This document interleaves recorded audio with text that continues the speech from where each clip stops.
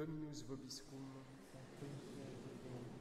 sequentia Sancti Evangelii secundum Ioannem.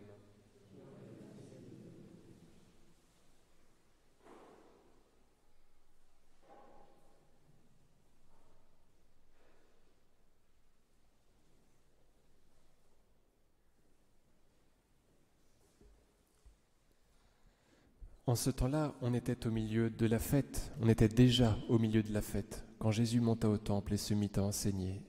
Les Juifs, étonnés, disaient « Comment connaît-il les Écritures sans avoir fait d'études ?» Jésus leur répondit « Ma doctrine n'est pas de moi, mais de celui qui m'a envoyé. Si quelqu'un veut accomplir sa volonté, il connaîtra si ma doctrine vient de Dieu ou si je parle de moi-même. Celui qui parle de lui-même cherche sa propre gloire. Mais celui qui cherche la gloire de celui qui l'a envoyé, celui-là est véridique, il n'y a pas d'imposture en lui. Moïse ne vous a-t-il pas donné la loi ? Or aucun de vous ne l'observe, cette loi. Pourquoi cherchez-vous à me faire mourir ? La foule répondit, tu es un possédé du démon, qui cherche à te faire mourir ?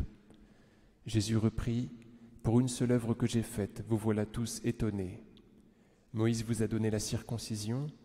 Elle ne vient pas de Moïse, mais des patriarches, et vous la pratiquez le jour du sabbat. Ainsi, un homme reçoit la circoncision le jour du sabbat pour que la loi de Moïse soit observée. Et vous êtes en colère contre moi parce que j'ai guéri un homme tout entier le jour du sabbat. Cessez de juger sur l'apparence, jugez selon la justice. Cependant, des gens de Jérusalem disaient, n'est-ce pas celui qu'ils cherchent à faire mourir ? Le voilà qui parle ouvertement, et ils ne lui disent rien. Les chefs auraient-ils vraiment reconnu qu'il est le Messie ? Mais celui-ci, nous savons d'où il est, tandis que le Messie, quand il viendra, personne ne connaîtra d'où il est.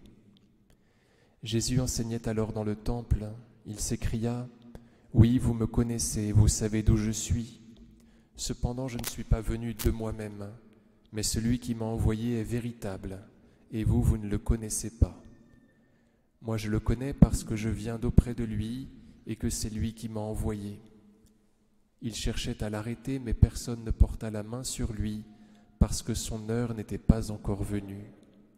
Parmi la foule, beaucoup crurent en lui.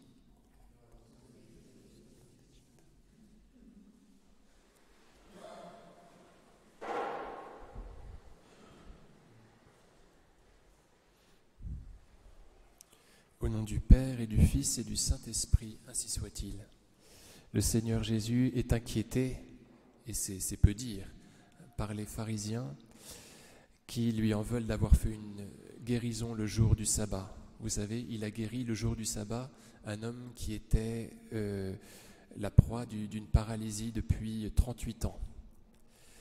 Il n'arrivait pas à se jeter dans l'eau au moment où elle bouillonnait, souvenez-vous. C'est l'épisode de Bezzata, cette piscine qui a 5 colonnades sous laquelle était couchée une foule de malades.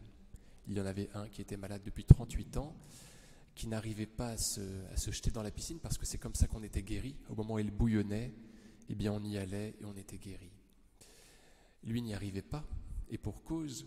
Et donc le Seigneur le renvoie chez lui guéri. Et lui, il s'en va annoncer aux Juifs que c'est le Seigneur qui lui a rendu la santé. Donc vous voyez, c'est toujours comme cela. Il se produit cet admirable échange. Le Seigneur Jésus donne la santé, en retour de quoi il hérite la mort. Et c'est comme ça que le Seigneur fait avec nous. Et donc il va avoir des problèmes considérables dont l'Évangile selon saint Jean va parler sur plusieurs chapitres à cause de cette guérison. Le Seigneur savait très bien ce qu'il faisait. Il savait qu'il était en train de guérir un indiscret. Voilà. Et puis voilà ce qui lui arrive. Alors il va dire cela. Vous voilà tous étonnés pour cette œuvre que j'ai faite. Moïse vous a donné la circoncision, vous la pratiquez le jour du sabbat. Ainsi, un homme reçoit la circoncision le jour du sabbat pour que la loi de Moïse soit observée, et vous êtes en colère contre moi parce que j'ai guéri un homme tout entier le jour du sabbat. Donc il fait un rapprochement entre la circoncision et la guérison. Quand on était circoncis, eh bien on était guéri parce que c'était une blessure d'humiliation, si vous voulez, et c'est dans cette mesure-là qu'on était guéri. L'homme est guéri dans cette mesure-là où il considère que c'est Dieu l'auteur de la vie. qu'il y avait une guérison. C'est intéressant de voir le rapprochement entre les deux choses que Jésus fait, qui est évident. Voilà, la circoncision, vous la pratiquez le jour du sabbat. Alors, est-ce que je ne peux pas faire une guérison le jour du sabbat? C'est la même chose, dit Jésus. Donc il y a cette chose-là intéressante qui nous montre que quand on était humilié en recevant la circoncision, eh bien, il y avait une guérison qui se faisait à ce moment-là. Parce que c'est quand on est petit que Dieu s'occupe de nous et qu'il nous sauve. Et puis, autre chose d'intéressant, le Seigneur n'a pas violé le repos du sabbat. D'ailleurs, il ne contrevient jamais à la loi juive, le Seigneur Jésus. Il ne fait que la dépasser. Il était tout à fait permis d'agir le jour du sabbat quand il y avait danger de mort. On avait le droit de sortir son bœuf du puits quand il allait mourir. Et Jésus, quand il agit le jour du sabbat, il démontre que cette guérison était une charité indispensable. Il ne pouvait pas la retarder. La charité est une question de vie ou de mort. Vous voyez, on aurait pu répliquer à Jésus, et certainement des gens l'ont fait. Ce malade était malade depuis 38 ans, il aurait pu attendre un jour de plus. Et Jésus de dire non, ce n'est pas possible parce que la charité n'attend pas. La charité est une question vitale. Donc il faut œuvrer tout de suite. Et c'est pour cela qu'en fait le Seigneur Jésus se justifie. Il dit, j'avais bien le droit de faire cette guérison le jour du sabbat. Elle était impérative, elle était vitale. Voilà ce que nous dit cette guérison. Alors le Seigneur ne contrevient jamais à la loi juive, il ne fait que la dépasser. Vous savez, quand il dit, vous avez entendu dire qu'il a été dit aux anciens, œil pour œil, dent pour dent, et moi je vous dis de ne pas riposter aux méchants. Le Seigneur progresse, va plus loin dans la miséricorde, si vous voulez. Et c'est ce qui rend caduque la loi ancienne. C'est ce qui la périme, mais elle n'est pas annulée. Vous voyez, elle est annulée par le simple fait de sa péremption, et non pas par le fait que le Seigneur la contredit. Vous comprenez?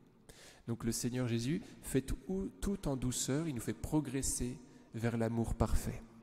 Au nom du Père et du Fils et du Saint-Esprit, ainsi soit-il.